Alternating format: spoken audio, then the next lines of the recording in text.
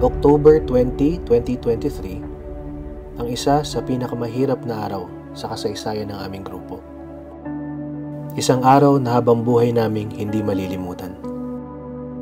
Dahil ang isa sa pinakamamahal naming kaibigan at kasama dito sa Locomoto ay sumakabilang buhay na dala ng isang sakit na kailan lang nadiskubre.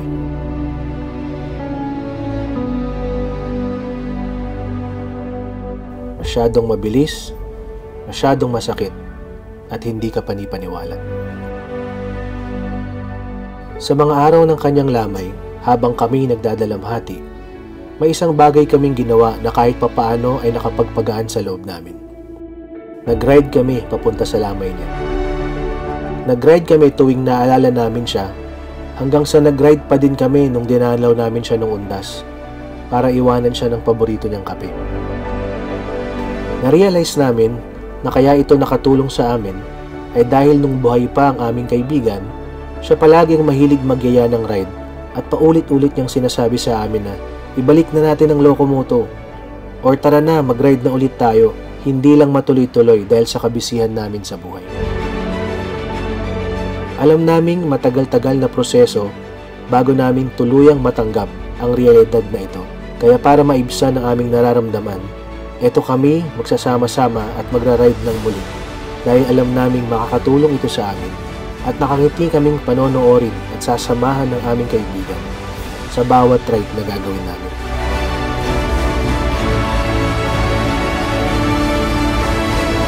So ito, nag-ride kami sa isa sa mga favorite naming route. Kakain muna kami dito sa may Bemuch sa may Noveleta, Cavite. Favorite namin ang spicy tapa nila. At of course, ang medyo ipinagbabawal at hinay-hinay mo lang dapat kainin chicharong bulaklak kasama ng homemade smoked bacon nila. Guys, seryoso, try nyo ito. Masarap talaga dito.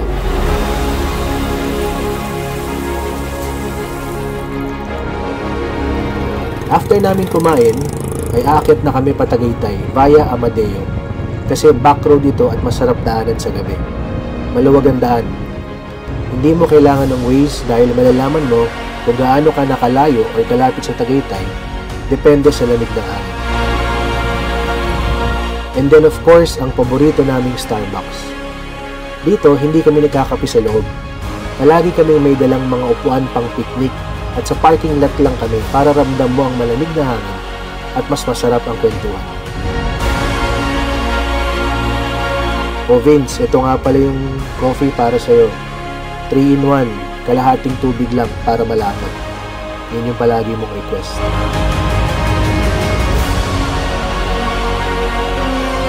Aabutin kami ng 2 to 3 hours dito, puros kwentuhang buhay lang at kalokohan. Mamimiss naming kakwentuhan ang kaibigan naming makulit at palatawa.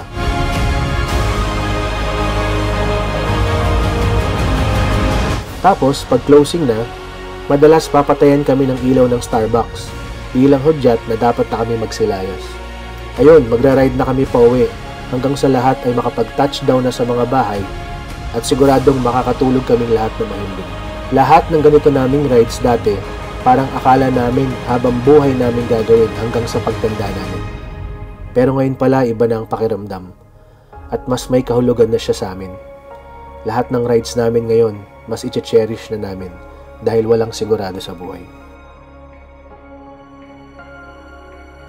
Mamimiss namin ang aming kaibigan sa mga susunod na panahon.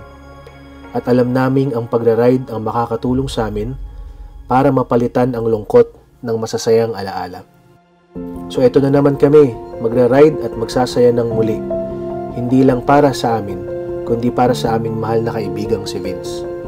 Alam naming gusto niya ito at alam naming masaya siyang gagawin namin ito.